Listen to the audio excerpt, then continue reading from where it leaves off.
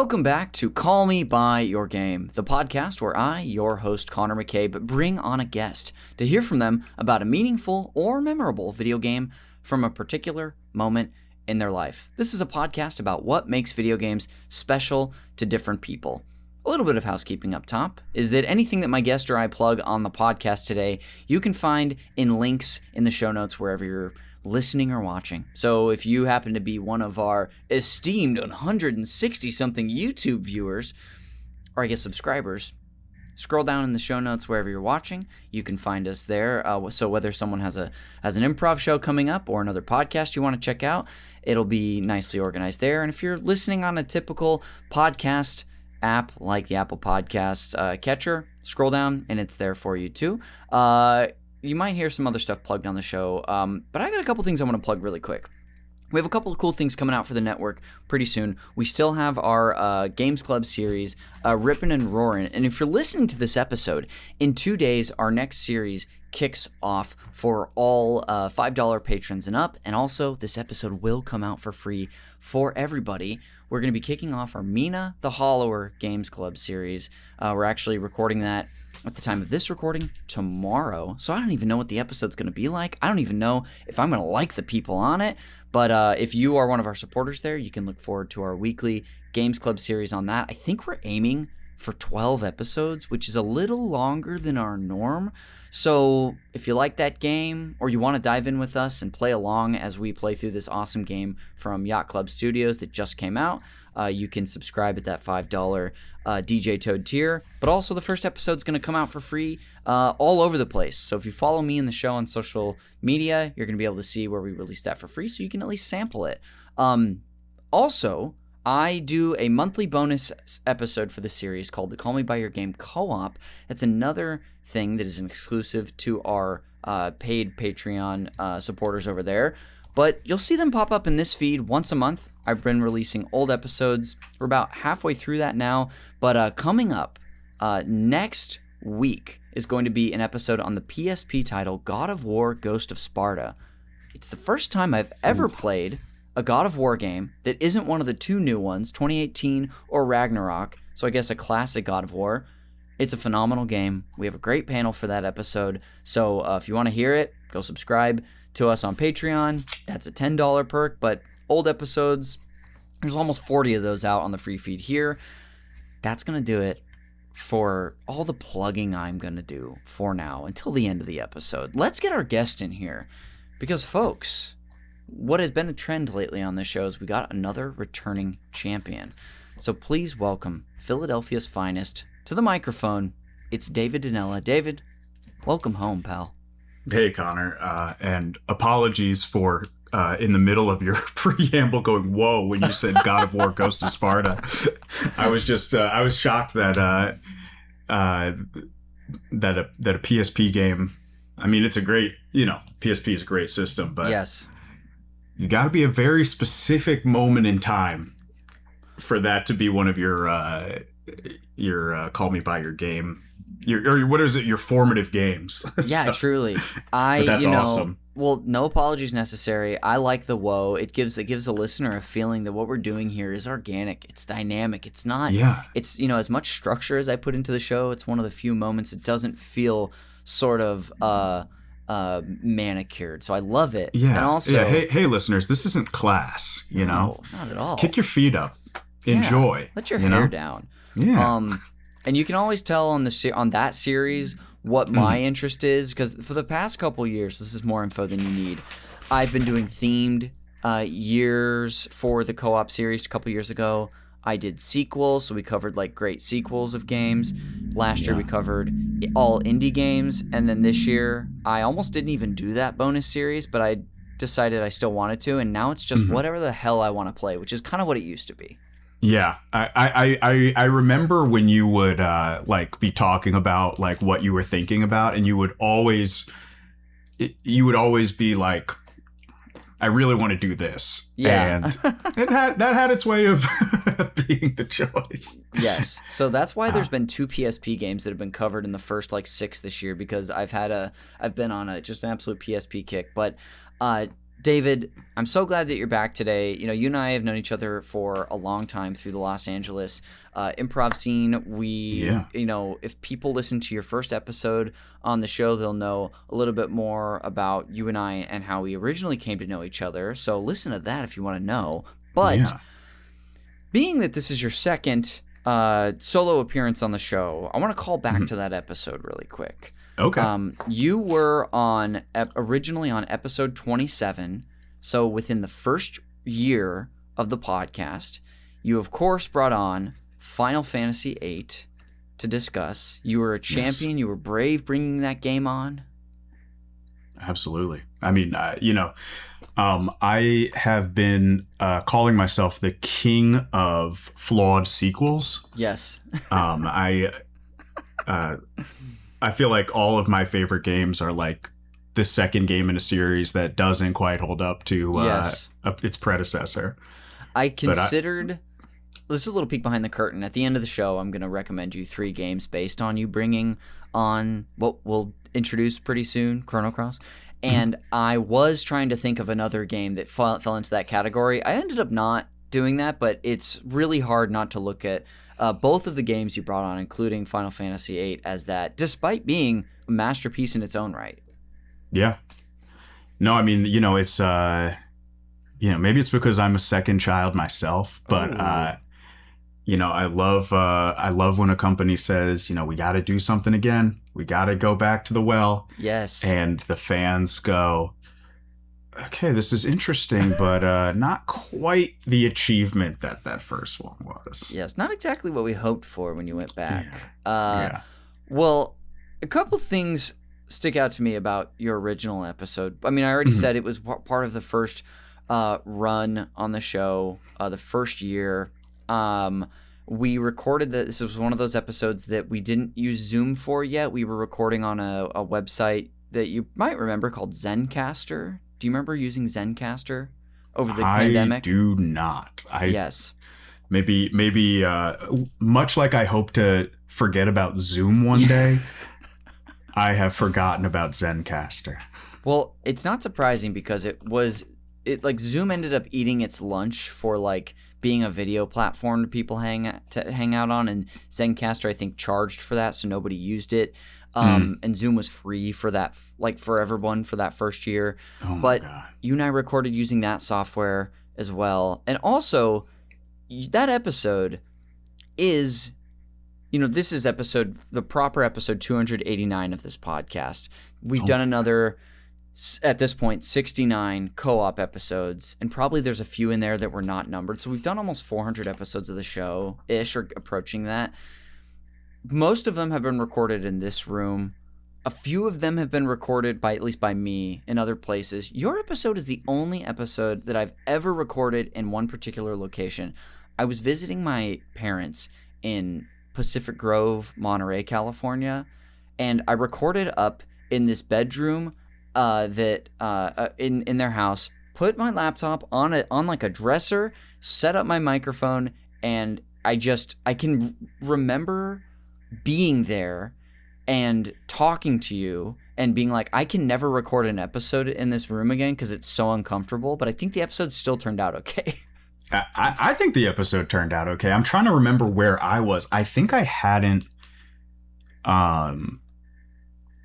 if I'm remembering the timeline right, I think I was still in my old apartment. My roommate had already moved out. It was the height of the pandemic.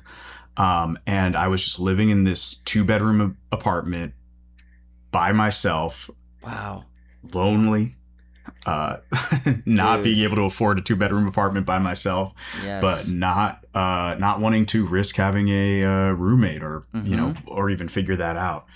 So, this must have been. Time. So this was. I looked at the stamp, at least of the document where I prepared for your episode was like June 21st, 2020. So the episode we probably recorded at least a few days after that. So this would have also been before you moved in with Rob, because didn't you move in? Maybe to their apartment temporarily. That might. Well, then I must have moved in. Maybe we recorded like my first week moving in. Maybe. With Is he a friend of the podcast? Has Rob's done something, right? What did Rob been on do? one Like episode. Wave Surfer or something like that? He brought on like one of those lesser known but well regarded James Bond titles of like the GameCube era. Oh, I don't know if it was Nightfire or Agent Underfire or the other one, but he is we'll say for now, still a friend of the show. Still a friend of the show. Yeah, I was living with him and in other friend of the show, Michael Christian, who did he get one of the Halos? Mike brought on GTA 3. Jesus. And then he's been on a couple co-op episodes. Speaking of God of War, he was on, I think, both of my I did episodes on both the newer God of Wars. Mm-hmm. But yes, him as well. I try to go back and listen to people's first episodes before they came on. And as I'll get into in a second, I ran out of time. But it's been a while since you've been here. But you're back. Thanks for letting me sort of reminisce about your original episode and the space I was even in. Yeah. David... what do you want to share about yourself with the listeners? It's been a minute since you've been here. Do you want them to know anything or nothing about you? Do you want to plug anything? The floor is yours. Oh, I love this. Early plugs in the show. I don't know. I mean, it feels insane to plug, to do like real plugs. So I'll save all that. What do they need to know? It's so funny. I mean, you talking about the pandemic. It's like, do the last 6 years, not the full 6 years, but thinking about the pandemic being 6 years ago, how much of that time feels like a fever dream? Because I feel like I know exactly how babies feel. I didn't start forming memories again until 2023. Yes. Yeah. I mean, it was a very wild time. I guess in that sense, a lot has changed for you. Not to like share everything about your life, but at the very least, you're a dog dad now. I'm a dog father. I'm married. I guess the Birds have won a Super Bowl.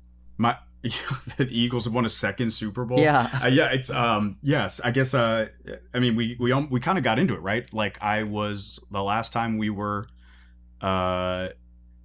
we talked, or not the last time we talked, but the last time I was on Call Me By Your Game. I was living with a bunch of other dudes, good dudes, but living with other dudes. My sweet wife was just a twinkle in my eye.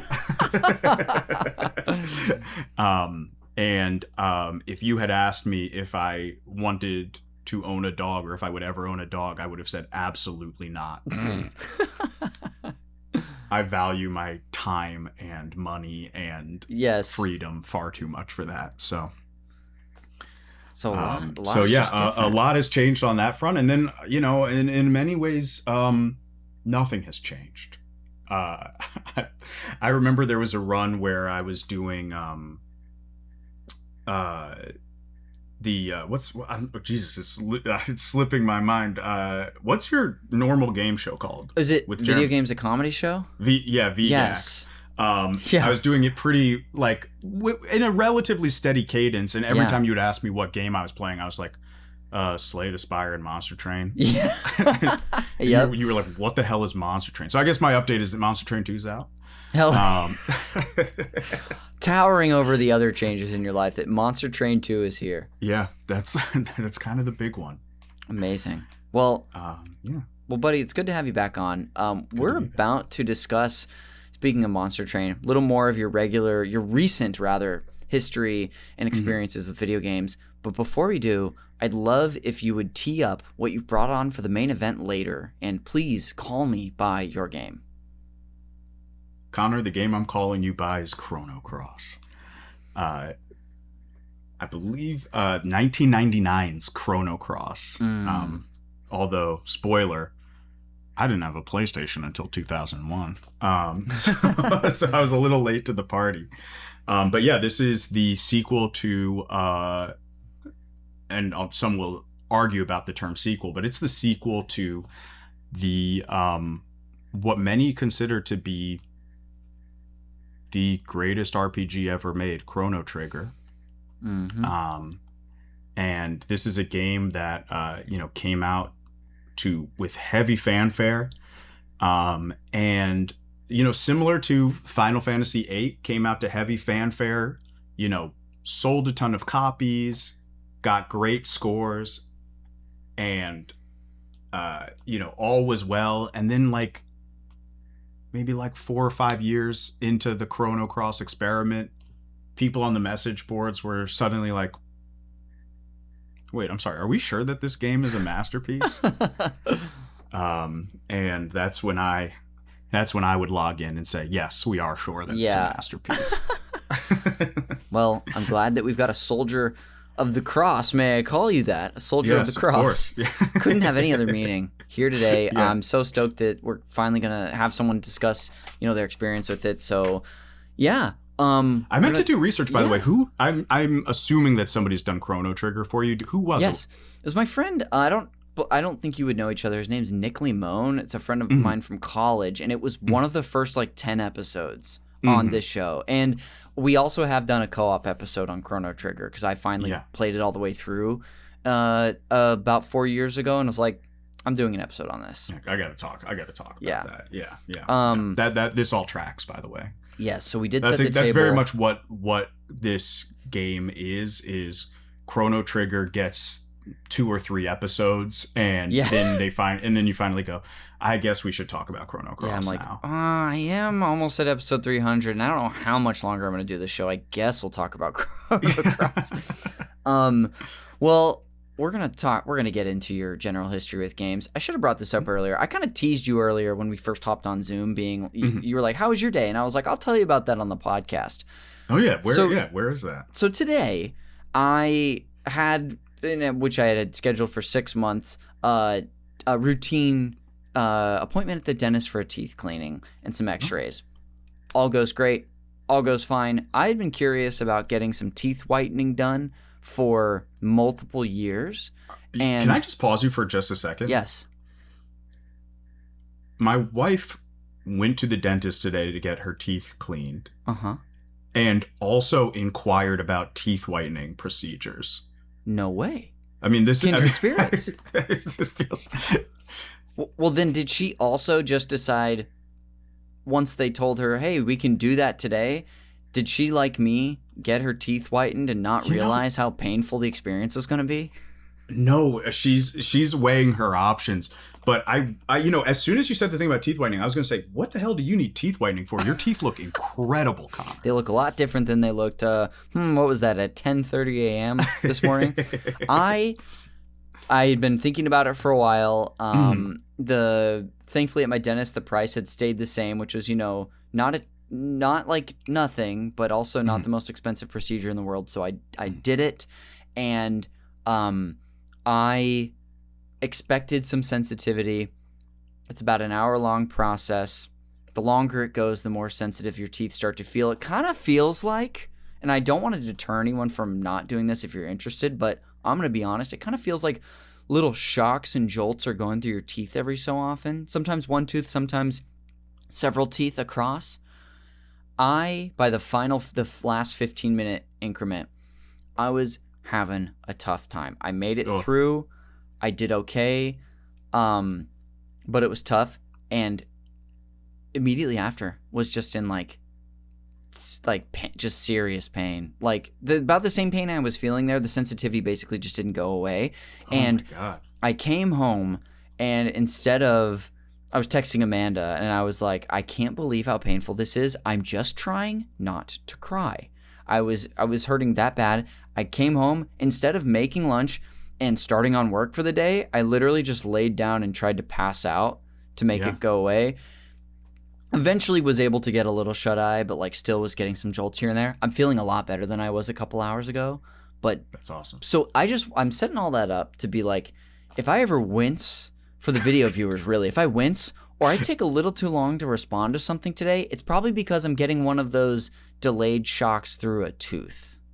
Yeah, and for the savvy listeners out there, you'll notice that Connor always gets some kind of medical procedure done when he's worried the episode's going to be a dud, so that he has an excuse for why he if he doesn't laugh immediately at one of my jokes, it's not me. It's never the guest. Yes. Connor just got a procedure done. I'm manufacturing an excuse for a dud is what I'm doing. That's right. Yes. So if you hear me on the next few episodes make the same excuse, you'll know it's BS. But so I'm coming in with that.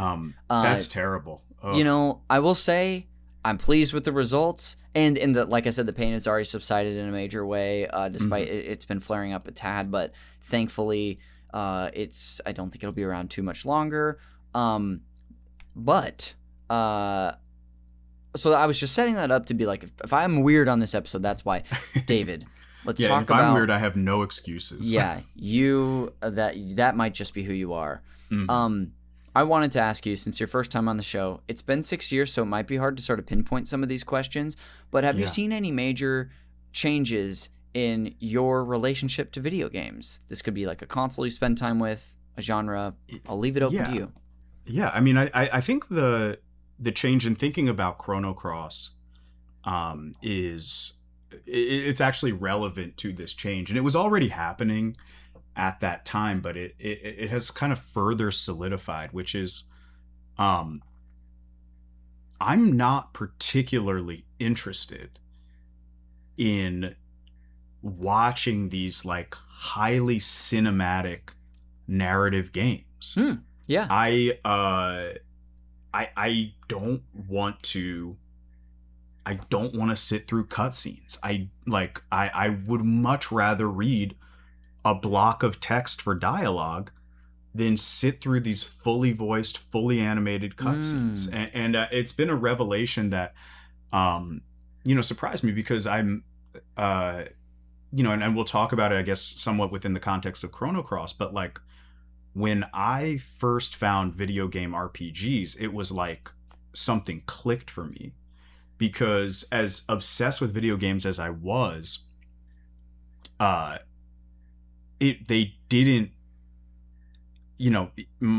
Donkey Kong, Mario, whatever, like they didn't have like the full, like they didn't have my utmost attention at all times. Like I could walk away from them, and then playing Final Fantasy, Chrono Cross, Legend of the Dragoon, I was just like that was what enraptured me. I mean, Pokemon too, honestly, played its part in that. And now, I mean, to my embarrassment, even something like Expedition 33, I'm like, I'll get to it when I can. I guess, but it's really, really hard to do that, especially because I still want it, So I when I play RPGs, I tend to play like indies where I can just like read that dialogue. Because the big ones I just can't play. So I mean, I'd say that's huge trend. I mean, obviously roguelikes. Ooh, can we pause real quick? I want to stay on that subject. Yeah. Just because I find it fascinating and it comes up occasionally. I'd love to know, are you able to pinpoint what that is about the difference between those, I guess, if we're going to lump them into two styles of presentation, whether it be like sort of cinematic voice acting, more modern prestige RPGs or games in general, versus maybe a throwback one with more of a text-based presentation for its narrative and dialogue. I ask that because not to lead you too much, but I think back to when I was originally sort of similarly captured by games of that style, and it reminded me so much of what I would get out of reading books that I would just be sort of captured by, and that was the bones, and most of everything was there in the text, the narrative, the dialogue, the description, but there was something special about sort of filling in gaps yourself, whether it be what things actually look like, how things actually feel, what it's like to run through a space. Is that part of it? Is it something different for you? I think that's definitely part of it. I mean, Okay. I think also, when you are doing the read in your head of certain characters' lines,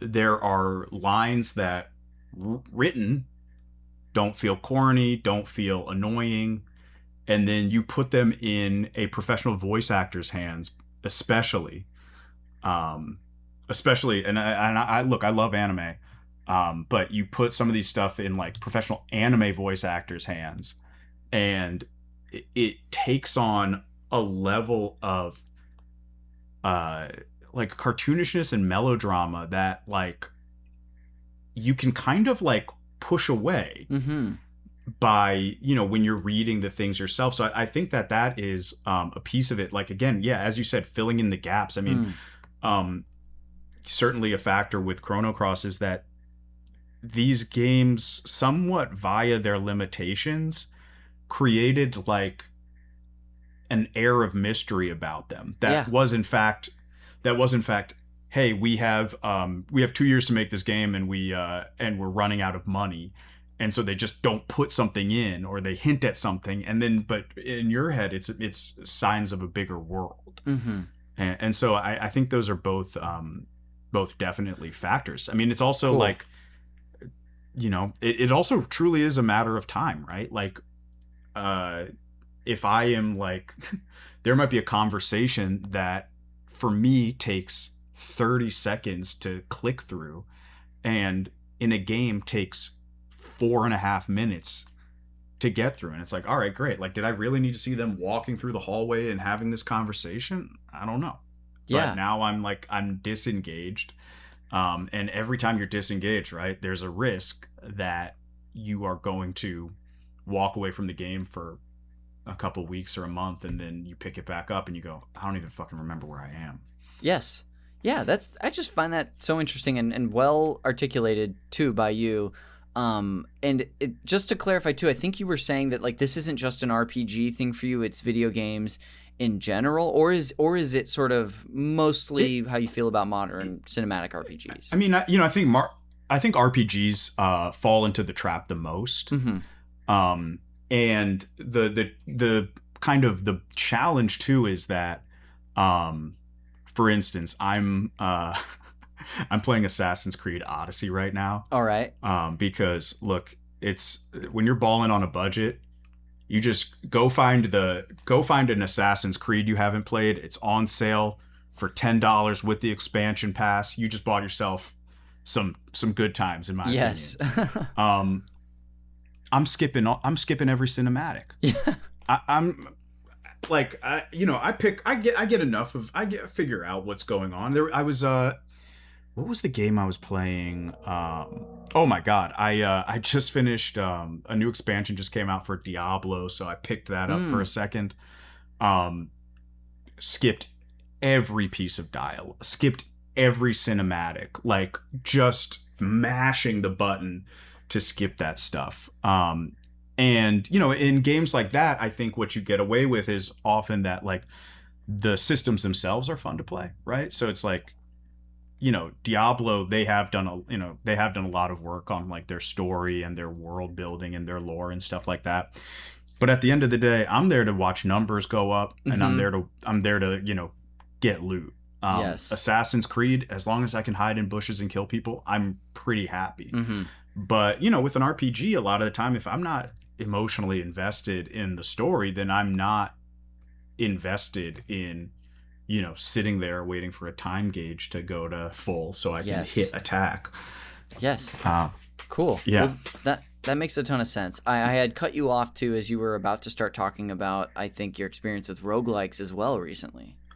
Oh, well, I mean, you know, and then on the flip side of it, there are, you know, some roguelites doing really interesting things, I think, with, you know, how they tell story. And I'm sure there are a ton of long form articles about how this is, you know, the social mediaification of people's brains, that these games are now like giving you like little pieces of things, and then sending you back into the game so that they can keep up with the modern attention span. But I found it to be, you know, when done well, pretty fun and rewarding. And I also just want to go back really quickly and just make one, you know, quick caveat, which is that I am fairly certain that if I played, you know, Expedition 33 all the way through, I would love it. And, you know, of course, you know, I say all this and like, probably the games of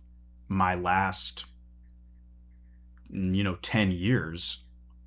The Mass Effect trilogy is like in my top 5 all time. Mm-hmm. Love Dragon Age. Like, so like there are these games with like these cinematic interactions and stories that are working for me. There's just something with some of them that just, Sure. yeah, I don't know. No, that's great. I love that. And there's still a way for that to work for you, is what you're saying. Yeah. Yeah. Okay. Makes a lot of sense. I guess back to Rogue lights and likes for you. Mm-hmm. What are a couple that come to mind that you've had like either a meaningful or fun experience with? Well, I mean, it's cliche, but Hades rocked and Hades 2 rocks. Mm-hmm. So like those were two that I thought were, I think really set the bar. I played this game called Undermine, which is they're all kind of like weirdly like connected to Dark Souls in the sense of like the story's there if you want it. Mm-hmm. And I remember being like, oh, this story's kind of interesting, and I could not tell you a thing about it at this point. Undermine 2 is in beta right now, so I'm early access. So I'm looking forward to that.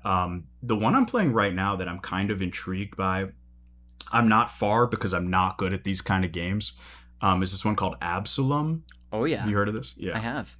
Yeah, so I finally picked that up, and am doing my best there. Nice. So, I mean, I just think they're like, they kind of took the ethos of mobile games mm-hmm. and gave them like some heft and substance, both in like what the actual mechanics of the game are and in kind of like telling some kind of story or giving you some kind of reason to go back into the game that I applaud. Even though it's, again, probably it's rotting our brains.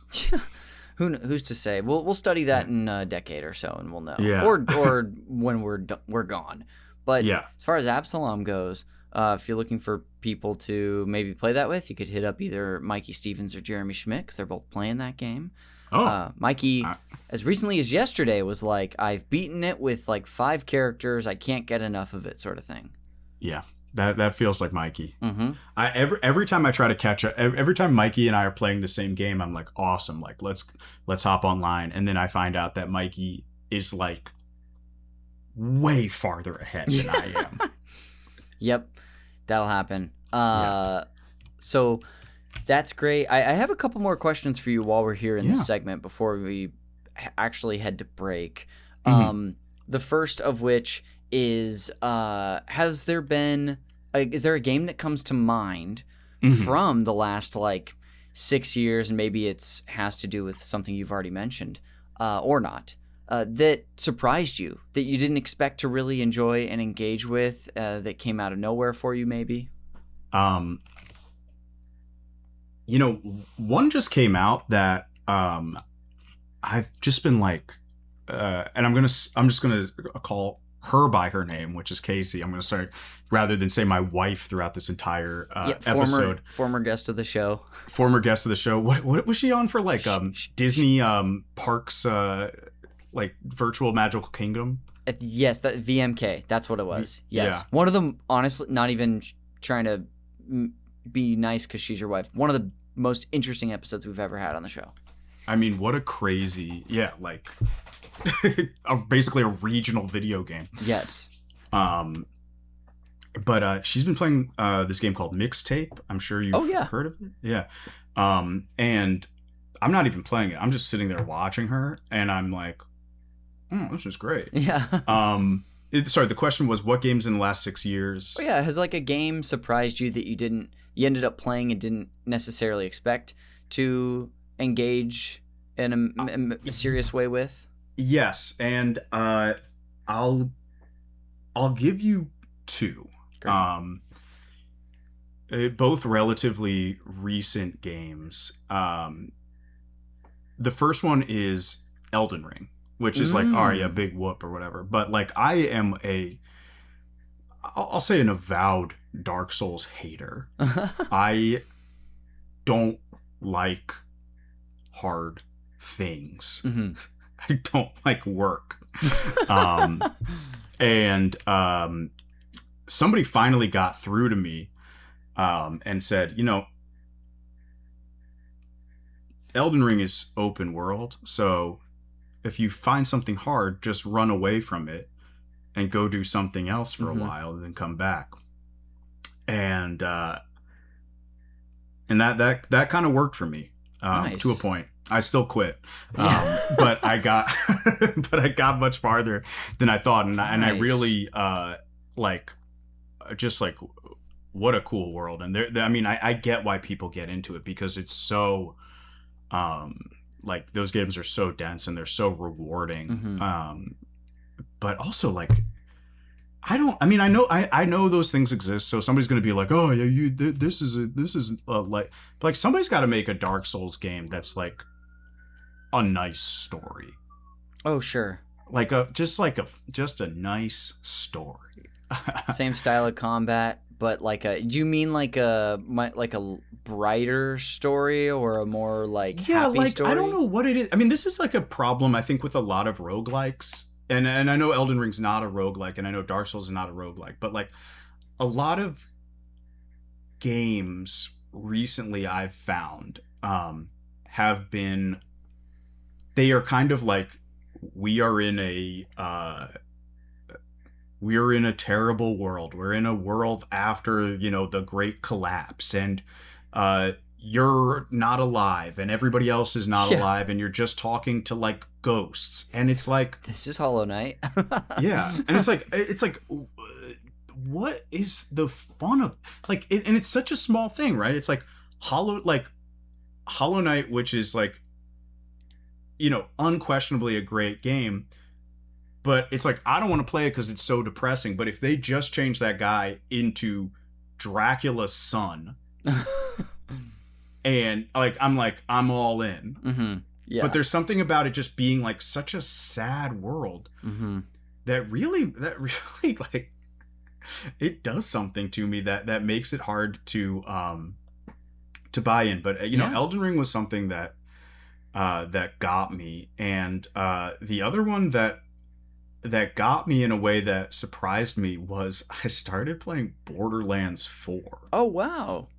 And I'm not a huge I'm not a huge FPS person, and I know that it's Borderlands is kind of weak, not weak as a game, but weak as an FPS, because it's a looter shooter. You're not really fighting other people. It's not friend of the podcast Nick Costanza with his Battlefield or whatever. Yeah. But I was just I just found it so pleasurable to play. Just lighting things up, and then and then picking up a gun and being like, is this better than my current gun? And then moving on. I'm my brain, when we talked in 2020, there were still some wrinkles left in my brain, and now it is fully smooth. It's smoothed over. That's fun though. No, that adds a nice little extra texture to your the tapestry of your last 6 years for me. The last question I have for you is, what game are you looking forward to playing at some point in the near future? This could be something in your backlog or something that's not been released yet that you've been like, I want to play that when it comes out. Yeah, so I have I don't know when this one. So I mean, there's a big obvious one, right? Which is Grand Theft Auto 6. I didn't even really play Grand Theft Auto 5. But I'm so intrigued by Grand Theft Auto 6. but I mean, well, let's put that one away, because that's kind of like everybody being like, oh yeah, I'm excited for the Star Wars sequel. Yes. It's like, yeah, okay, great. All right, tell us something we don't know. They just announced. A huge one is the Persona 4 remake. That I think they just announced for February. That's why I thought of Grand Theft Auto, is because every video game is either releasing early or late, so that they are nowhere near Grand Theft Auto. Yep. And the Persona 4 remake, I think, is coming out in February 2027. I think you're right. And I've played 3, 4, and 5. 6 doesn't exist yet. No, but it was recently announced. But it was also for next year. It's also for next. Okay, that's what I wasn't sure about. Mm-hmm. If it was, I knew it was announced. So I mean, I'm more excited. I don't know if I'm more excited for 6. Having played 3, 4, 5, and some of the Shin Megami Tensei or whatever it is. I know everybody glazes 3, and they're not wrong to, but I think 4 is phenomenal. 4 stuck with me way more than 3 did. I just think 4 is so creepy, and like yeah, I don't want to give anything away, but like to me, it's a creepier story. It's a darker story. It feels like the darkest of the 3 that they did in modern times. So yeah, I would say I think those are like my big 2. Cool. My big 2 right now. I'm like tempted to like pop open my like wish list and go through it, but I mean, we've talked about this before too, but just what an incredible time we live in terms of backlogs. I mean, you could. I mean, I know. In terms of what I own, I could never buy another video game for the rest of my life and still have enough games to play. Yes. That would absolutely last me. And even, and just looking at the games that are already out that like I haven't even begun to sunk my teeth in is daunting. I hope I what I was going to say, and then I was like, we pull that back, especially because the last time we did this was during COVID, but I was like, I hope I get, like a mild cold that takes me out of like where I can't do anything for like 2 or 3 weeks, so I could just like play a video game really hard. I relate to that so much. I'm a video game content creator, and less and less as the years go on, I am keeping up less and less. This year, we've just been doing, this is a personal life stuff, but I've been doing so much more traveling. Things are a lot more expensive than they used to be. I've bought, I think, I bought 2 new video games this year. One was a $20 game, one was a $70 game, but I, like you, am just playing stuff in my backlog and kind of happy to do that because I have so much that I've never experienced. Yeah. I'm just starting to play Cyberpunk. Yeah. So, yeah, you could just never play any new games and still have so much to just sink your teeth into. Yeah, but which is not, I mean, it feels like it's not great for the industry, but I know. But someone's buying those games. And I think it's Jeremy Schmidt, because every new game that comes out, he's like, I bought this game and I'm playing it. And I'm like, how do you do that?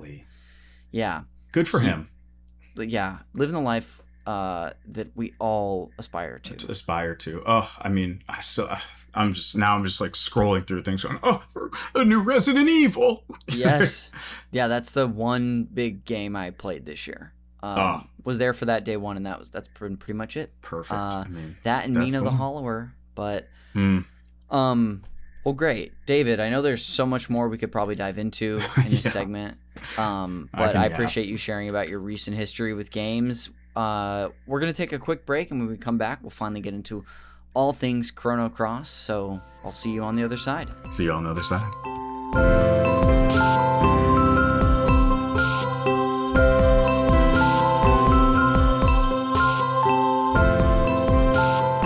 Welcome back to Call Me By Your Game. Connor McCabe returning to the mic with our guest today, David Donnella. David, welcome back. Thank you for having me.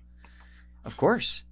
We're finally going to get into all things Chrono Cross. And like I told you before the show, I'm going to do some brief introduction and table setting for the game, thanks to our friends over at Wikipedia. And if you want to jump in at any time, David, you got the green light. Yeah. Without further ado, here we go. Chrono Cross is a role-playing video game developed and published by Square for the PlayStation video game console. It's set in the same world as Chrono Trigger, which was released in 1995 for the SNES. David and I talked a little bit about that already today.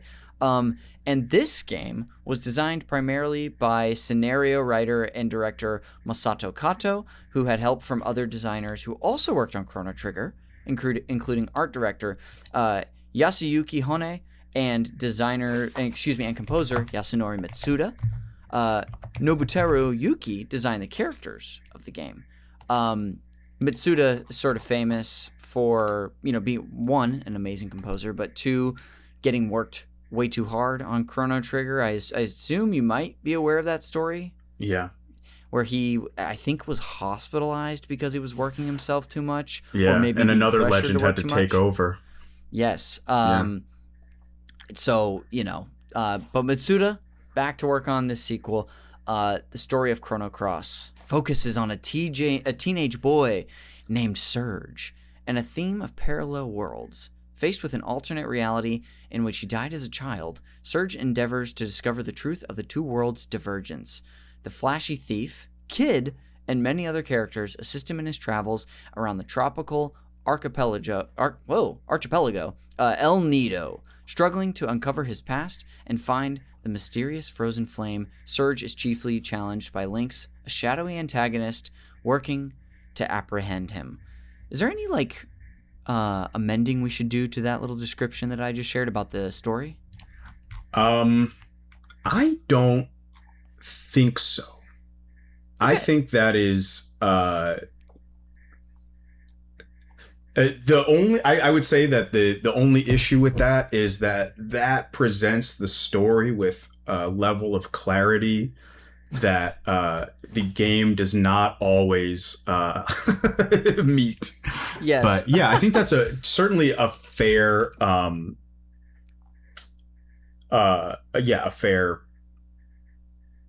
it's good. Somewhat good. Way to summarize and get us prepared. Yeah. I've also know that the battle system in this game functions differently than it does. It's actually a pretty unique system, and it functions differently than that of Chrono Trigger, which was the sort of ATB active time battle system, turn-based, which with had some light positioning too. There's positioning. Yeah. There was also team-based stuff that you could do depending on the characters you had in there. Yeah. This system, I really was learning about today, and I'm like, David likes his interesting battle systems because 8 is so interesting with the junction system.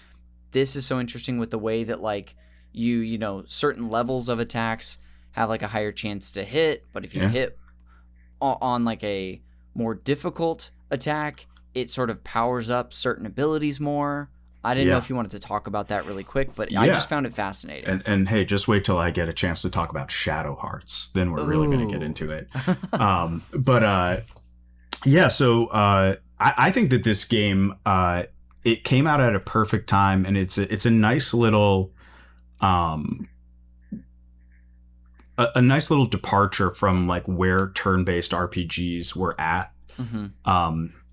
In this era, because it's not a time battle system, and it's not it's actually not a tactics based system either, and it's not a magic based system in the same way that we traditionally understand them, where you have magic points.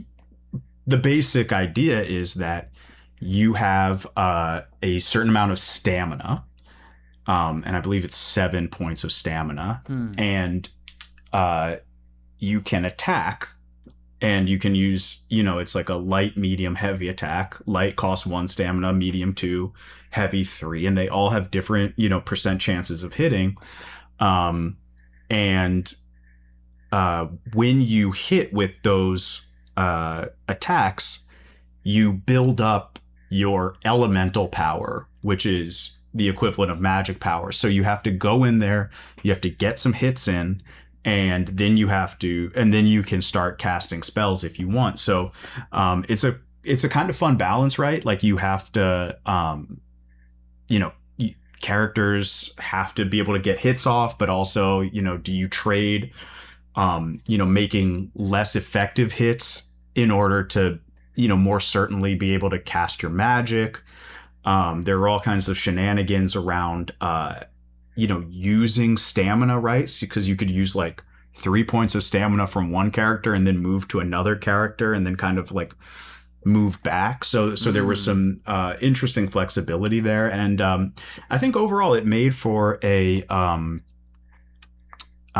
nice, a nice change of pace, and a game that, it was right around the time when people started to really, there were starting to be questions already about like, what are is this really like, is this what RPGs are going to be? Are they going to be so static and what? And so how do we make these games, have a little bit more activity? And I think this game was a good idea, a good offer on one of the approaches that you could take to a turn-based RPG that meant that it didn't have to be boring. Yeah. Well, thank you for giving us more detail there. That was incredible. This is, I'll say, as someone who's not played this game, Ed, but thanks to a friend, have a copy on the PS1. The battle system, learning about it, has been the thing that's made me want to play it the most. Yeah. Just wanting to get in there and like get in kind of the flow of it. So thank you for sharing more about it. Yeah, absolutely. The last thing I wanted to say about the game itself before we finally talk about your experience with Chrono Cross is just some kind of facts about its release, which is it originally was released in Japan in 1999. As you said earlier today, it came out in North America in the year 2000. It received, mostly acclaim. There were some people, some detractors critically and commercially and by fans, but like you were kind of sharing, more of the sort of, I guess, for lack of a better term, dissent or negative opinions that came out about the game, or just viewpoints, were maybe in more of the wake. But there's still a fun conversation that I've heard people have conversations about this game, and it's all over the place, from their adoration to their frustration or just confusion. But the game shipped originally by 2003, so I guess 4 years into its release. At least in Japan, it had really sold 1.5 million copies. I'm sure it sold way more by this point. It even had a greatest hits version on the console. And it was two things. It was re-released on the PlayStation Network in Japan in July 2011 and in North America 4 months later. But there is a remaster out there titled Chrono Cross, the Radical Dreamers Edition, which was released on April 7th, 2022 for the modern consoles, the Switch, PS4, Windows, and Xbox One. And Radical Dreamers, that's the subtitle of the re-release, or the remaster rather, but it's also a sort of like text-based novel story that was released before Chrono Cross even came out. Yes. Did you ever engage with this too? Only in like internet forums. There was kind of people who were like, oh, I've seen this thing that, was the like prequel or whatever to Chrono Cross, and it explains this and this. And it's often used as like, or in my, experience of it, it was often used as like contextualization for what they were trying to do with Chrono Cross, or it would be used as like, it would be used to answer a question that was left unanswered in Chrono Cross, which is kind of interesting that they that people would say, oh, well, if you want to understand this choice in the game, go watch this thing that they made before they even knew what the game was. But that was how they were doing it. I believe I've never played it. Yeah. I was, when the Radical Dreamers edition came out, I thought, oh, maybe I'll get this. And then I just thought, I'm honestly, and this is how I feel about Final Fantasy VIII as well, and some other games too. But I honestly, I really love these games, but if all you're gonna do is update them to HD and not try to fix any of the story problems or figure out some you talked about how in Chrono Trigger, right, there are all these like team tactics. They were called techs, like group techs, double, triple techs. Mm-hmm. In Chrono Trigger, in Chrono Cross, because of how large they made the cast, which I'm sure we'll get into, there are some, but like they don't feel like anything because it's so hard to make your team have a combination of people that have it. And so it's just like, don't take something that has all this unfulfilled potential and just ship me the same product again. Sure. It's just going to break my heart because you're not giving me any of the things I want in relation to this game. Yeah, especially as someone like you who has experience with it. Like, I'm sure that could differ for someone coming to it for the first time. But yeah, if you are someone who has a prior relationship with it, and that eliminates a lot of the reason to revisit it, at least in that form. Yeah, and look, am I gonna buy it next time it's on sale? Absolutely. Every time it's on sale, I go, I just should own that. I should own that thing. But it's the other problem with Chrono Cross in general is that a lot of games from that era, there are people who are just kind of like making like random patches for them and doing stuff on like the emulation scene. Doesn't seem to be much of that for Chrono Cross. Everybody's kind of like, if I'm going to spend my precious time on this earth modding a video game, I'm going to pick something else. Yes, so that's very funny. So we're kind of just leaving it behind. Well, what do you say we get into your personal experience with the game? Sure. Yeah. I want to start with how you came to play it in the first place. Did you play Chrono Trigger before this came out and were looking? Okay. Mm-mm. So did you even know? Were you anticipating this? How did it come into your life? So I had a buddy who was like who had brought up Chrono Trigger a couple times. He was a little bit I don't even want to say obsessed with it because if I had played it around at the same time he had played it, I would have been obsessed with it too. But he brought it up. Happy, perhaps? What? Little trigger happy? Little trigger happy, perhaps. Does that work? I like that a lot. Yeah. Is that something that we can get on a t-shirt? There's something out there. I'll work on it after the show. We take a picture of Chrono and we put trigger happy on it and we sell those t-shirts in Tijuana where they can't get us for copyright. And it's kind of in the style of those Looney Tunes gangster shirts that used to be really popular. So he's kind of got like, his pants are sagging, backwards hat. He might even have like a gun like sticking into his underwear or whatever. Oh my God. Yeah, and then we just throw Goku on the back just to just to confuse people. No, that's awesome. So he liked it and like he used to talk to me about it. And I didn't have a Nintendo at the time. Like, I didn't have a Nintendo. Yeah. So I was just like, this sounds cool. And like, I think like one time I went to his house and like, we like started to like play it. And then like his dad had like yelled at us for something else. And like, so. It's like, play Street Fighter like men. Yeah. He's like, play a 2-player game. Yeah. Come on. So I had almost no familiarity with Chrono Trigger other than I knew it existed and I in the process of kind of playing the game, I think I like maybe like went on the internet a couple times and like looked up some stuff about Chrono Trigger. But yeah, no, I mean, I just saw an ad for it in like a magazine or something like that. Thought it looked cool, and like bought it from a bin. I mean, we were just talking about how this is such a golden age for video games, where you can just download games and they're so often on sale for like these absurd prices. But there was also a golden age for video games like during the like the late PlayStation era, where, and I think it like went away a little in PS2 because the price of like the production price was going up.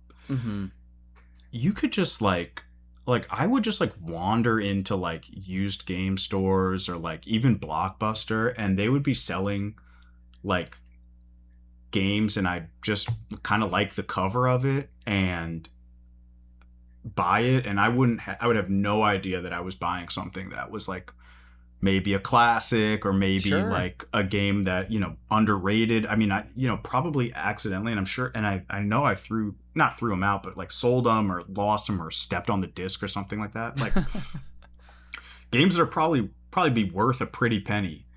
That were just in bins for like $5. It was. I remember those bargain bins at stores. Yeah, and you'd have kind of no idea what you were getting into, because internet wasn't for research before you buy a game. Internet was, how do I get Mew? So yeah, I grabbed it based off basically how it looked, and like maybe I saw some pictures of the game, and knew it was an RPG and knew that that was what I was into, and I just like let it rip.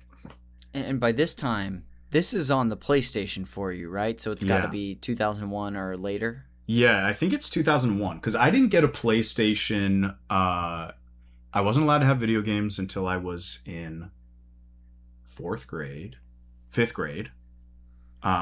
And I didn't get a PlayStation until like not even when Final Fantasy IX came out. I think it was like 6 months after Final Fantasy IX came out. But I remember the news hit that Final Fantasy IX was not going to be ported to computer the way 7 and 8 were. And I was like despondent, and I just basically gave my mom everything I owned. And I said, take this to the video game store and see if you can trade it in for a PlayStation and Final Fantasy IX. Again, probably gave her like $600 to $1,000 worth of like N64 gear. Yeah, sure. And I was just like, please, I need to play Final Fantasy IX. I'm going to die. And, sometime after I finished Final Fantasy IX, it's time for another game. So yeah, I probably played it like 2001-ish. Okay. Awesome. Now, when you finally got to play the game, looking back all those years in the past, do you remember what stuck out to you initially or what grabbed you? I mean, first of all, I think the Serge's weapon was cool. So I was like immediately on board with that.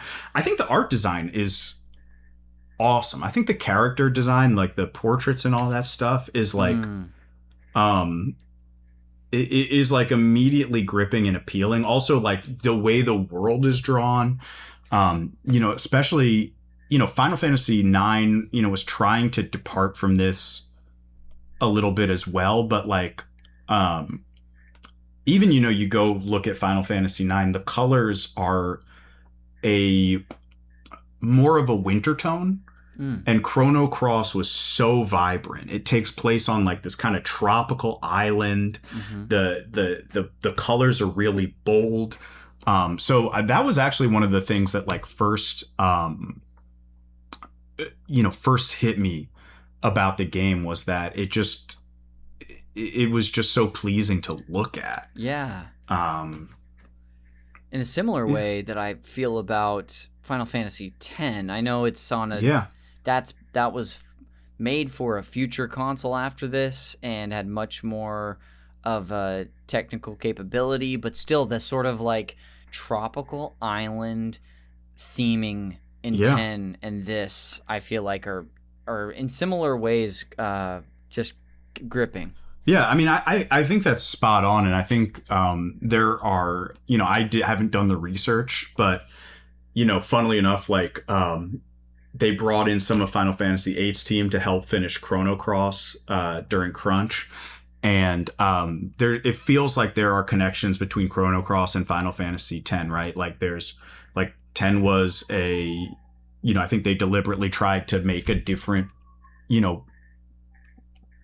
ecosystem, right, where it's, or biosphere, where it's, it's more islandy and bright and all this stuff, and we go away from the active time battle and we're looking for a different way to make turn-based interesting. So I think there's definitely a relationship there. I wonder how explicit it was in the Square offices, but yeah, it's it's just like it was like interesting to look at.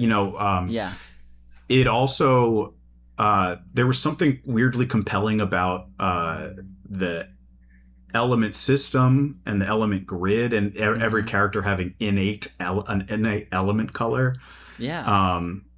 Again, like a little, had a little like Pokemon to it, in the sense of like, if you've got a white innate white character and a dark character attacks them, it's going to hurt harder. Sure. So it was effectiveness. So there was just like fun there, and then the story, and we'll get into it. The story is awesome until it becomes a clusterfuck. Yeah. Yeah. Well, what about, like, I mean, whether it be your sort of present assessment of the story, or what you remember about kind of experiencing it for the first time, what sticks out to you? What do you want to bring up while we're here? Well, first of all, I mean, so Chrono Trigger, of course, is about this group of characters traveling through time, right? So they're like going to the same place in different eras, and actions they make in, like, the past change the future, and they they'll bring stuff from the future to the past, blah, blah, blah. And so I thought it was really clever in the in the sequel, although many call it a sidequel again, and I think that's fair, to, instead of playing with the same, narrative mechanic, change it to an alternate reality, right? Or an alternate universe, right? You just parallel universes. I thought that was like, just like compelling and interesting. And I was reading in the lead up to this something that makes a ton of sense, which was, at the time that this game came out, Square had a pretty strict rule, which was you get 2 years. You get 2 years to make your game, and then you release it. Whoa. So probably the most famous victim of this is the game Xenogears, which famously, just like, the whole second disc is just like, you'd enter a dungeon, and then it'd be like, and then they went through the dungeon. Yep. But Chrono Cross, definitely has this, element to it in spades.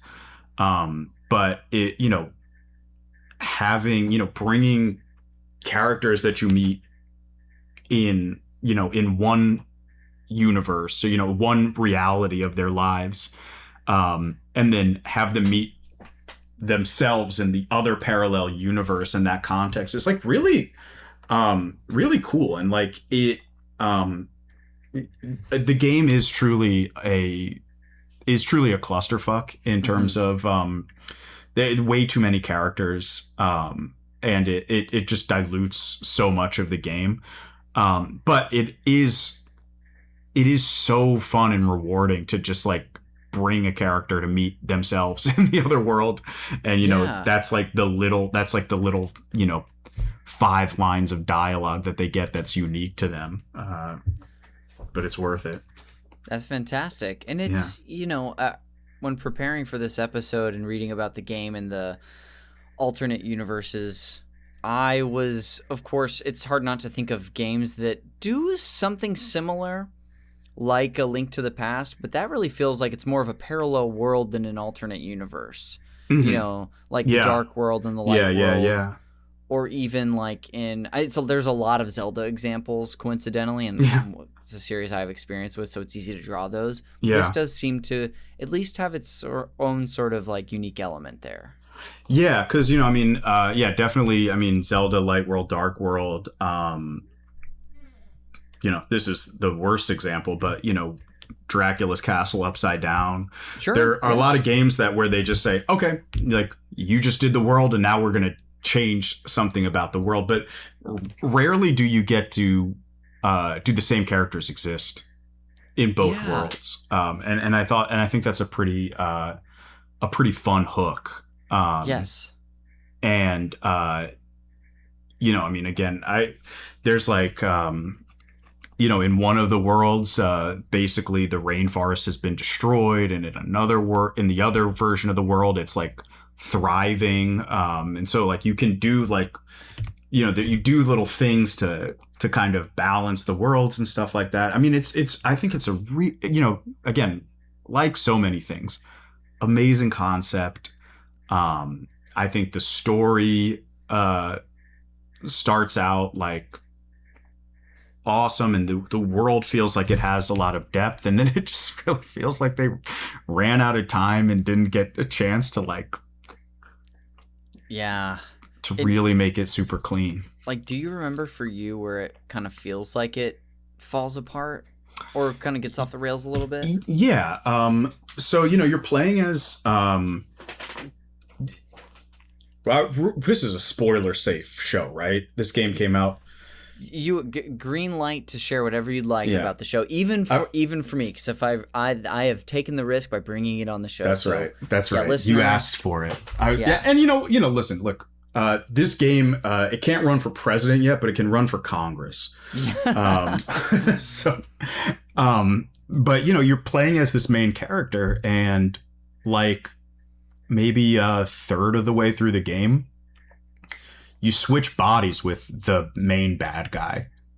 And then you continue through the game, you know, through the next third of the game playing as the main bad guy. And one of the things that like is kind of interesting and like, I you know, it's definitely like a piece of the game that I feel like goes unsung is, so the bad guy in the game is a giant cat man named Lynx. He's like a humanoid kind of lynx or panther. And the world that they live in is this world that is filled with like humans and demi-humans. And there's kind of like a racial caste system going on. That's like, you know, that's there. And you know, experience, you know, you have your trials and tribulations in the game playing as this human character, and then you switch bodies with the bad guy, and suddenly, you know, partially because you're in the body of the bad guy, and also partially because you're now a demi-human, none of your old team will work with you. Yeah. And so you have to suddenly like put together this like a new group of people who are many of whom are now demi-human or have like relations with demi-humans that you know, that makes them like more willing and sympathetic to work with them. And it's you know, it's a very it's a level of depth that I'm almost like, did they even know? I mean, of course they knew they were doing it, but I'm like, did they know they were doing it? Yeah. And you know, nowadays, if you did something like that, everyone would probably accuse you of being, you know, woke or social justice or something like that. And like, and but this, you know, I feel like Chrono Cross pulled it off in a way that was, and I also think this is probably part of the thing about like not too much talking and not too much cut scenes and like, you know, overdoing everything is it let it hit you in kind of soft waves what was going on. Whereas, you know, and so I think it worked really effectively. That's amazing. We just keep, you know, I've got during my research had a reason to check out the game, which is the battle system. Now this twist and the stuff that it sort of covers is really interesting. I want to take a sort of a step back really quick, and I want to dive into more of the context from your life when you played this game. Yeah. I want to start by asking you to scene paint the room and where you would have been playing it. Like, where was your PlayStation set up? What room was it? Was it your room? Was it a living room? And then sort of scene paint, like, put me there, David. Okay. So this was a room, it was like there was this room we called the playroom, right? And it was like me and my sister's rooms all kind of like converged on this one room that had this awful carpet that was there when we moved into the house. And it should have been taken away like when we moved in. Mm-hmm.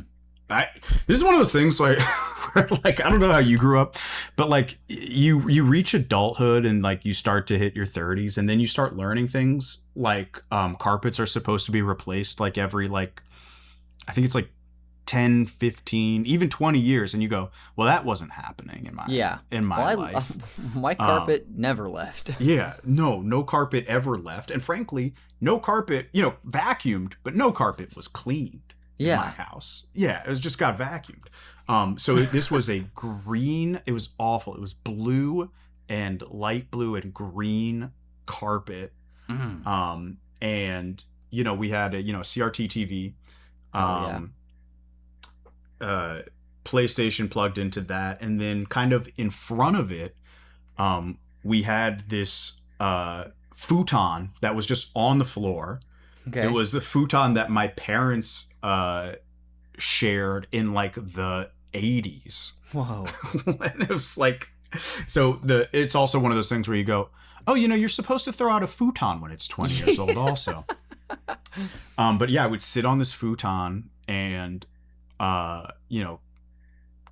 play the game. Probably, you'd probably lie down. And I think I threw it out, but I had the Prima guide. Oh, cool. Yeah. Which, you need for these games because there's just so goddamn much going on. So I have the Prima guide open, and then just a stream of sisters behind me, just looking for a second, and then going to their room or going to the TV room. Yes. The real TV room. To watch their shows or watch their movies. So yeah, I'm 11 years old or 12 years old. My hair is huge. Yeah. I have this big fluffy fro. Wow. And I'm just lying on the ground playing this game. The physical positions that I remember getting in to play a game like on a TV, whether it be like lying forward and kind of having your elbows on the ground, or sitting back and then having to adjust because something would get uncomfortable. Yeah. That was something we could do at that age, and it's a lot harder now in our mid to late 30s. It's hard. And also, and we had cords. Yeah. You could only get so far from the TV. Mm-hmm. Yeah, now I do a weird amount of playing video games now with my hands like this. Oh, wow. Yeah. For the listener at home, just not watching the YouTube format, David sort of got his elbows pointed to the sky and his hands behind his head. Yeah, like imagine like either just like doing like the cool guy lean back, or like giving yourself a full Nelson. Like imagine that, but you have a controller in your hand and you're like so you're just kind of like playing with the controller like behind you as you stretch your shoulder. I play a lot like that, and sometimes Casey will walk in and she'll be like, "What are you doing?" And I'll literally be sitting there like this, and it's just where it's the only place where the shoulder works. Yes. Yeah. That's amazing. Yeah. So now that we've got the scene set a little bit, what do you remember about that time in your life? Whether it be activities you were doing, things you would have been up to, or even like specific memories from that house, that room, that neighborhood?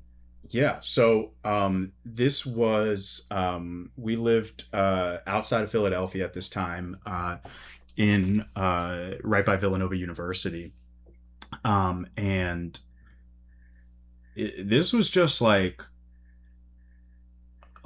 it was like still kind of just like fully stock childhood. Yeah. Like a year later, like in my mind, and I'm not positive, in my mind I played this game before 9/11, Sure. or I played it right after 9/11. But it was like right around that time, in like a year and a half, 2 years, I'd have a PS2. I'd be like a full teenager with all the drama and, different priorities that entails. But at this moment in time, I'm in like 6th grade. School doesn't matter because it's easy. Don't need a job. Like, did you play sports, or were you like an arts kid?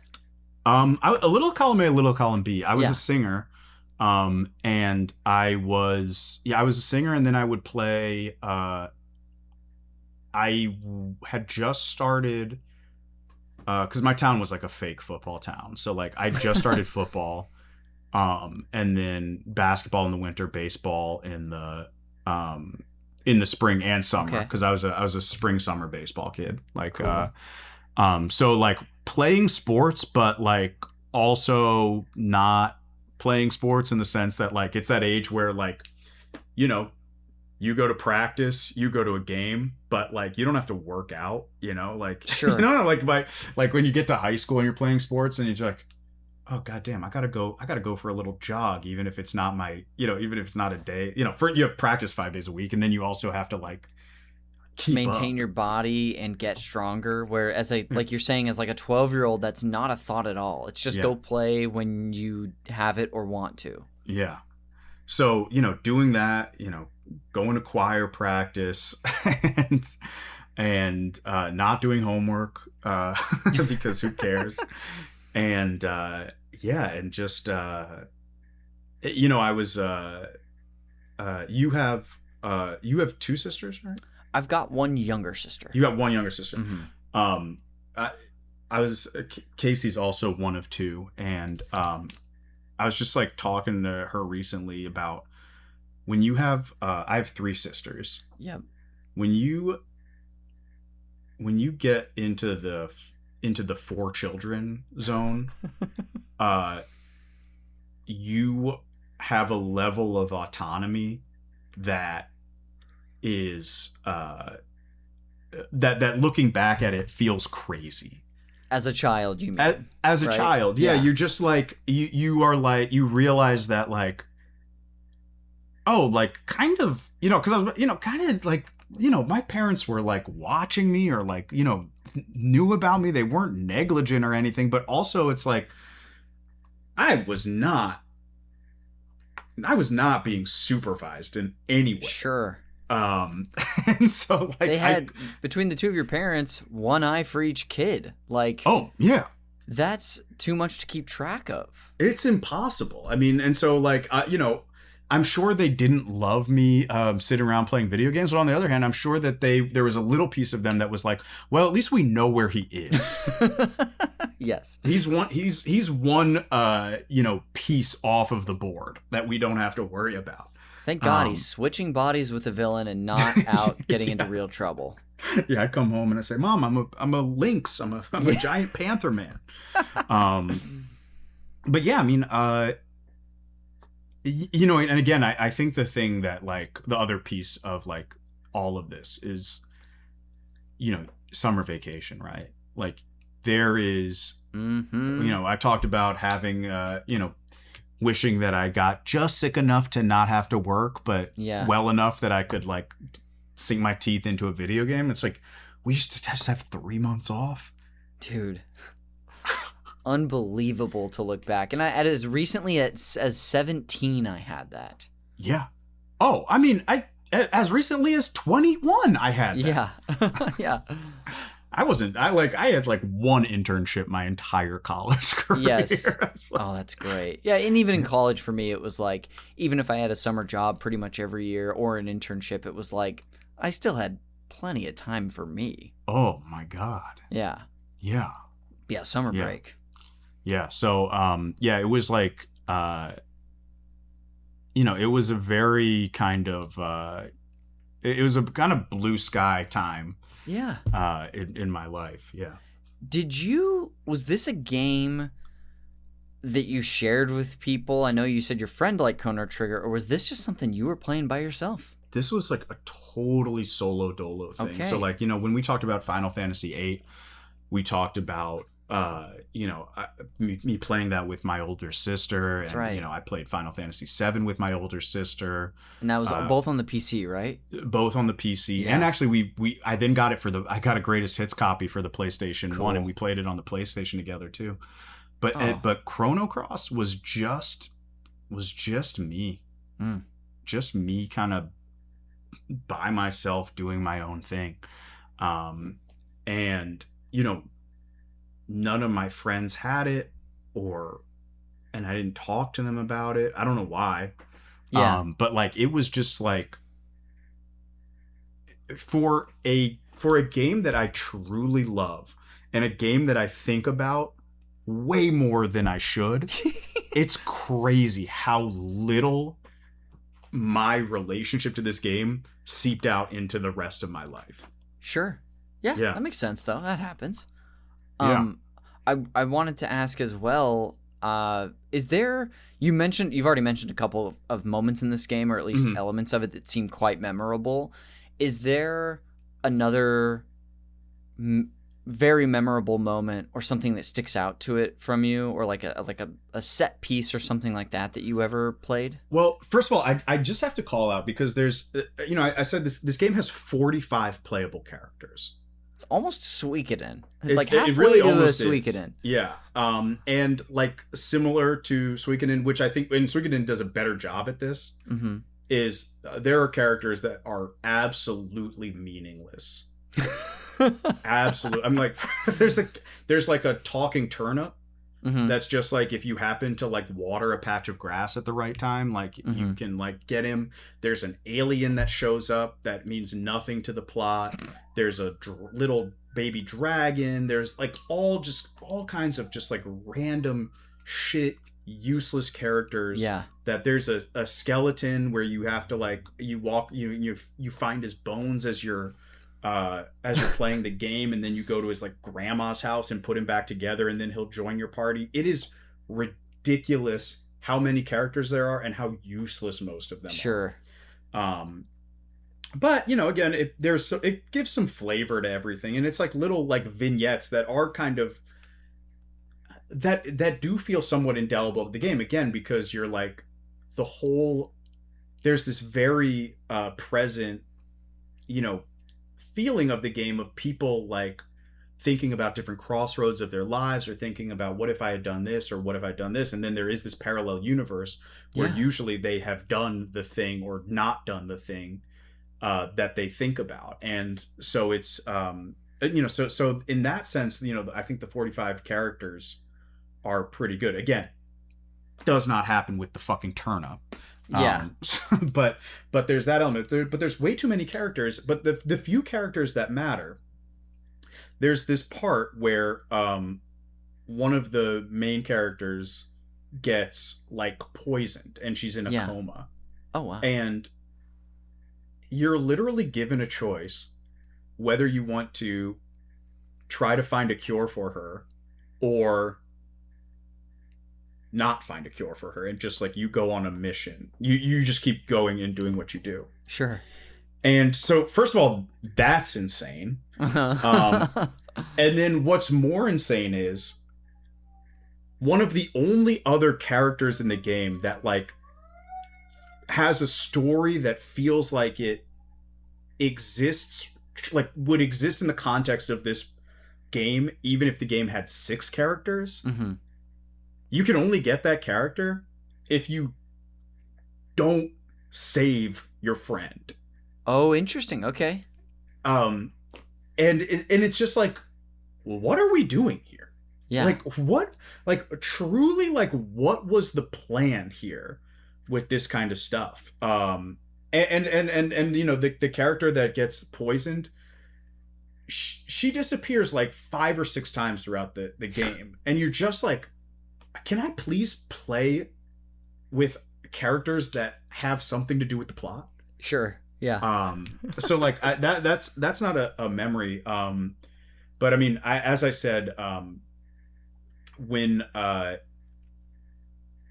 they switch bodies, there's this very famous cutscene of your main character Serge, holding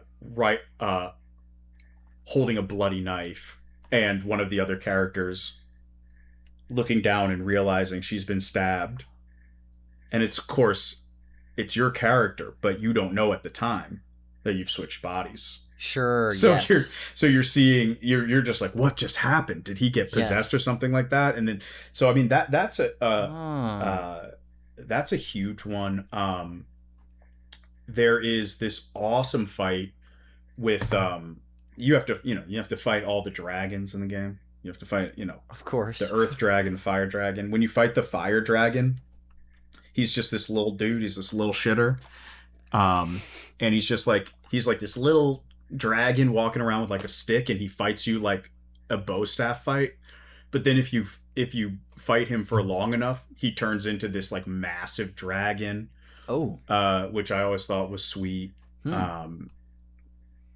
There is like, it's really just such a fun game, and it's like, yeah, like it's so imaginative in so many different ways that it's just that it's a shame. There's this fight that is like an absolute nightmare.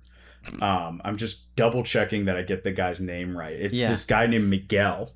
Okay. And it's so dumb. Like, it's one of these things where, again, you're going through the story, you're fighting all kinds of like crazy fights and all these interesting things. And then you get to this place where, like, I think maybe time has stopped or something like that. And you fight this character from, your past, and he's just a dude dressed like an archaeologist. Uh-huh. And he's just a little dude.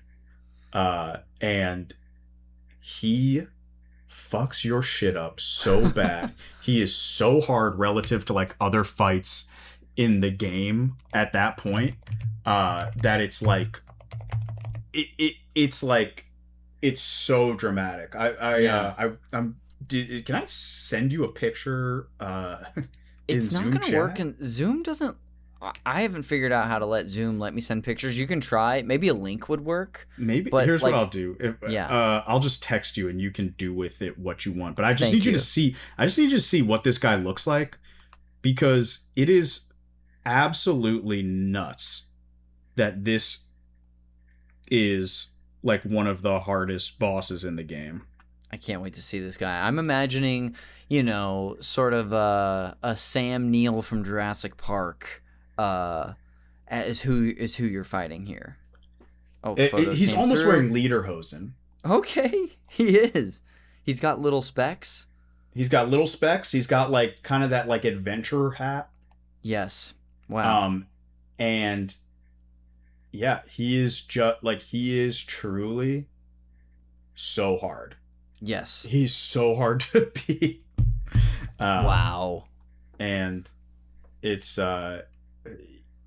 I just think about it because it's also like, God, the game gets so weird. It gets so weird. You travel into this like place where like, I think time, like, this is what's crazy, right? Connor, I've genuinely played this game like 4 or 5 times. Uh-huh. I played it on the PlayStation. I played it on the PlayStation 2. I played it on the PSP. I played it like, it has a new game plus, so I played it like multiple times, like quickly through. Sure. I can't tell you what the story is after a certain point. Yeah. You're in this place called like the Frozen Sea, and like time is frozen, and you meet this guy who's like your friend's dad, and like he's been there for like for like 20 years or something like that. And I can't remember why he's there. I can't remember why it's like also one of the parts where that ties what happens in Chrono Cross to Chrono Trigger. Still don't know. It sounds like that itself, at a certain point, the game just becomes kind of a confusing dream where you can pick out elements of it, but overall you're like, I'm not exactly sure what's happening. Yeah, it's like one of those things where it's like, again, fans of this show or fans of Final Fantasy VIII will remember that the game is kind of moving with like this like pretty clear situation, and then suddenly it's like, well, actually there's this time traveling sorceress and we were all orphans at the same orphanage, and like all of this stuff, and you're like, and we all have amnesia, and you're like, what? Yeah. And this game is like, you're going through it, and then all of a sudden it's like this princess from maybe the past or the future, I can't remember, is like is absorbed by this evil entity, so she sends a clone of herself back in time, and this character gets bitten by poison, and so they accidentally bring him to this massive computer that controls fate or something like that. And like, it's just like, what is happening? Yes. But at that point you're just like, all right, well, I'll just beat the game, and then I get to see everybody happy and whatnot. And it's like, no, sorry, you don't get that either. Because when you beat the game the right way, it ends with your character forgetting it all. Unbelievable. They just after all that, they don't care about us. And yet they hate us. It is cool though. I find it interesting, even though it sounds like it turns into kind of a mess, that like it's still something that stuck with you. I was going to ask you if you'd ever revisited the game. You already recounted that for me already without me prompting you. Really, David, the last thing I want to do is just have you sort of like try to put a bow on the place that it holds for you. Yeah. I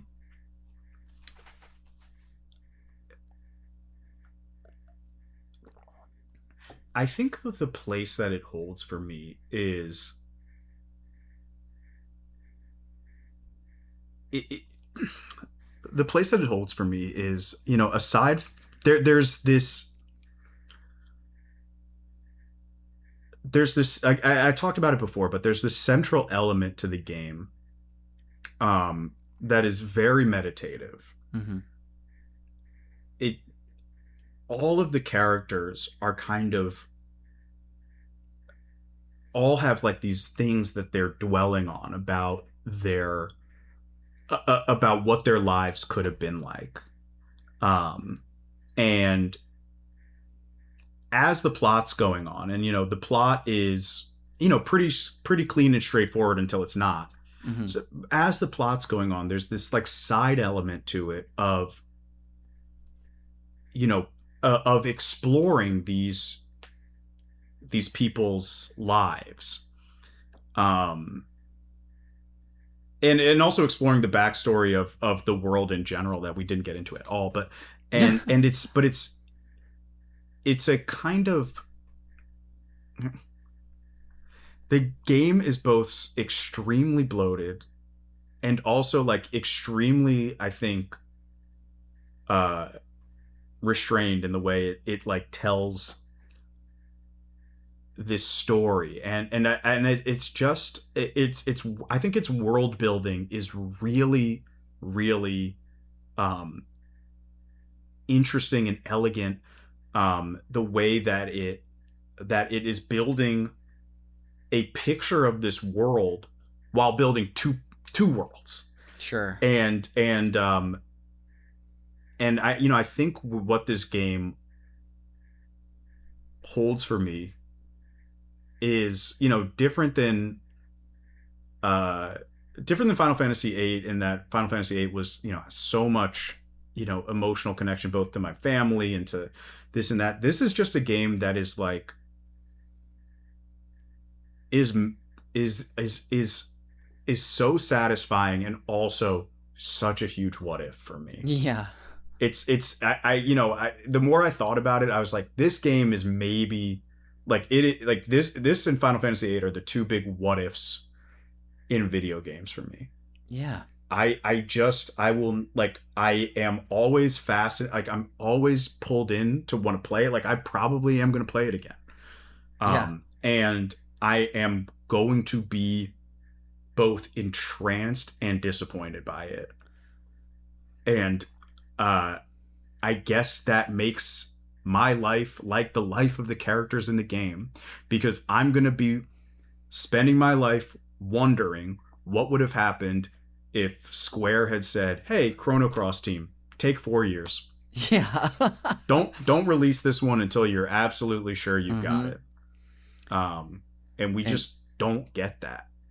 And isn't that conclusion just so poetic for just the mirroring of this, what happens in this game? Well, I know we could have talked more about this title, but David, thanks for bringing it on. I know we got some fun stuff to still do on the show, but I'm glad you could discuss Chrono Cross with me. Thank you. You bet. Thank you for giving me the platform. Happy to. when you asked me, you're like, "Hey, do you have any other games you would be willing to talk about on the pod?" And I said, somebody's probably already done this, but if nobody's done Chrono Cross, and you said, actually, funnily enough, nobody's done that game. And we've got some idea why people wouldn't have, but also seems like there's plenty of reasons why it makes it surprising that it actually hasn't been brought up. I mean, before. there are dozens of us out there. There are.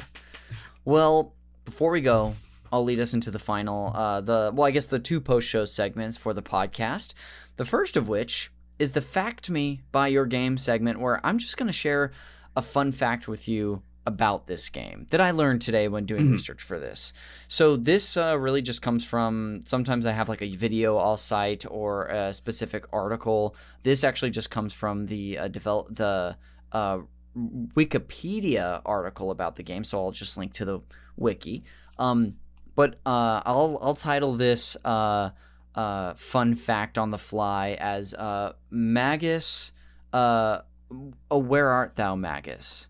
So one noticeable difference between Radical Dreamers, the like text-based prequel adventure thing we referenced, and Chrono Cross is that Magus, who is present in Radical Dreamers as Gil, is absent from Chrono Cross entirely. Were you aware of this? Yes. So I guess that director Masato Kato originally planned for Magus to appear in disguise as Guile, but scrapped the idea due to plot difficulties, which is like plenty of plot difficulties, it sounds like, in this game. But they had more than enough plot difficulties in this one. Yes. I guess that he specifically felt that the game's larger number of characters, as well as the difficult production schedule, didn't allow him to develop the relationship between Magus and Kid. But funny enough, in the DS version of Chrono Trigger, Kato teases the possibility of an amnesiac Magus. So no Magus actually in the game, but there was like a chance that was going to happen. Magus, for those of people who don't know, is an antagonist turned ally, possibly turned ally, depends on what you do, in Chrono Trigger. A really very, very famous character from that game. But yeah, I found that particularly interesting. I mean, it's again one of these huge, what if apples to bite into, which is, again, what if they had some time? What if they had more time to really, bake their ideas? Yeah. Because I think based on what they had, I think probably a character like Magus being involved would have made the overall entire plot more coherent. Sure. And it also if involving Magus and they were like, oh wait, this 45 character thing doesn't work. Maybe if they had spent a little bit more time developing Magus and they would have said, you know what? Scrap that. We're gonna do 9 characters and there's gonna be a guest spot. Yes. And we'll have people cycle through and we'll tell their little stories about alternate realities. Then we're cooking. And instead, we got the alternate reality once again. Yeah. Well, that's it for the Fact Me by Your Game. I'll lead us into the final segment, the game recommendations. Now, just in case you don't remember, David, this segment is my forced tie-in to the movie Call Me by Your Name, where I'm going to treat Chrono Cross as your passionate summer fling that unfortunately is not built to last. So you've broken up and you are just absolutely devastated. And it's my mission to help you get over this heartbreak. And in order to do that, I actually have 3 potential new flings for you that all have something in common with Chrono Cross. Okay. So is this like the dad speech when the dad's like, yeah, I had a gay summer too? Or yes. Are you like my first boyfriend after Army Hammer? I'm definitely the dad who I've been like, I was gay once. Yeah. And I'm like, get back out there, buddy. Yeah. You'll find love. So that's kind of what I'm doing. And I just happen to have 3 potential suitors for you, all with each have a different something in common with Chrono Cross. Okay. But I've got to know, David, are you ready to get back out there? My heart is ready. Yeah. I'm thrilled. I love it. You seem like you're in a good place too. So this really works for me. Yeah. Okay. So I've got 3 for you today. The first game is if what you took away from Chrono Cross, the thing you that really sold you about it, was that unique battle system that we spent some time talking about. I'll recommend another game with a unique battle system for a JRPG. That is Live Alive. Did you ever play Live Alive? Oh, no. I know a little bit about it, but not a lot. I played the demo that they released of the like HD 2D remake. Yeah. Which, gosh, so many people have recommended this game to me. But it also has a fairly unique turn-based battle system. It reminds me of, it's kind of got like it's like hybrid tactics based and just classic turn-based JRPG, where there's like basically a 7x7 grid, I think. And certain attacks have a certain range or certain spots that it hits. The enemy takes up a certain amount of those. So it's a lot. There's spacing involved, which I guess to harken back to Chrono Trigger, there's that, even though you don't do any moving in that game technically. So, but yeah, that's your first recommendation is Live Alive based on the battle system. The second one is if you just want another game in a tropical setting, I'm recommending Donkey Kong Country Returns, the Donkey Kong Country game, the sort of revival of that series, originally for the Wii, 3DS, and now Nintendo Switch family of systems. Did you ever play Donkey Kong Country Returns? I have not, but I've watched a streamer play it at one point. It's beautiful. It's very pretty. I'll say it's mostly very fun. There's some frustrating parts of the game. I played it all wouldn't the way be Donkey through Kong without it. It really wouldn't. I played through it 4 years ago and I played the Wii version, which honestly I kind of loved, like waggling the remote to get Donkey Kong to do things like smack the ground or whatever, or roll or whatever he does. But awesome game, beautiful setting too. Finally, your final recommendation. If you're sick of Serge, the protagonist, and you want to forget Serge and you want to get Sarge, I'll recommend a little game called Army Men, Sarge's Heroes for the Nintendo 64. Do you remember this game at all? Wait, I'm Googling it. It'll come up. It was this game for the Nintendo 64. I think like 3DO developed it or something like that. But it was a sort of third-person shooter. Yes. On the 64. Very Toy Story-esque, honestly. Just because of the toy setting, but that's the only way it really ties into that. That is so funny. Oh my god. Yeah, and here's what's crazy, right? That game, we all can agree looks like dog shit. Yes. I know we all know somebody who owned that game. 100%. That's the bin life, you know? This is a bin game if I've ever known one. Yeah. Well, just to recap your 3 recommendations today, we've got Live Alive, Donkey Kong Country Returns, and Sarge's Heroes, or Army Men Sarge's Heroes. That'll do it for those, and that'll bring us to the end of the show. So before we go and plug whatever we want, once again, David, thanks for making your return. This was so much fun having you on to discuss Chrono Cross of all things. Thank you. I look forward to the day where I'm on this show and I get to talk about a game that I'm just like, it's just complete. It's just... It's just a satisfying, complete experience But that is not this day. But that is someday not in this the future.